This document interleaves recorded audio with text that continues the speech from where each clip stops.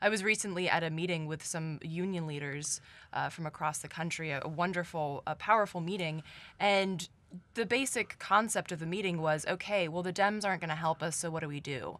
And that was really powerful to see, because I think more and more people, regardless of whether they're in the labor movement or not, are coming to that understanding that, okay, well, the system in and of itself is not going to save us, because the system in and of itself is the problem.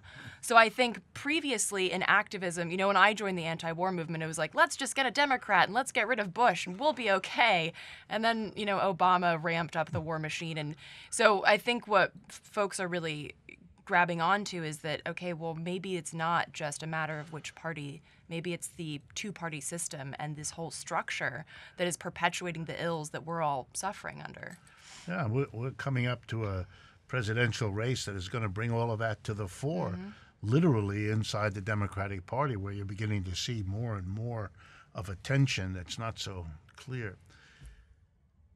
If I understand correctly, you also take very seriously the arts. You come out of the arts, you come out of the possibility that art itself can be a mechanism to inform and to stimulate activism. Tell us a little bit about how the arts play a role in what you're doing and the success you're having.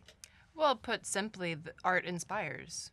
Art is not going to be that blockade on a street, but it inspires the folks who then go to the street. And I think that's, and by art, I mean everything from a film to a poster to comedy to music.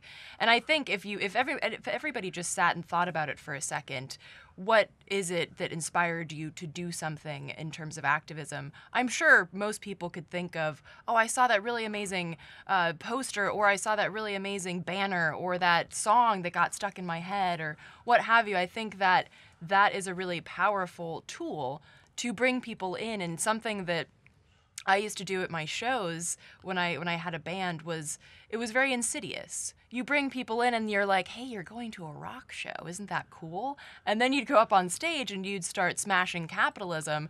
And then people are stuck. They've got their beer in their hand and they're like, oh, okay. I didn't know that was, but cool.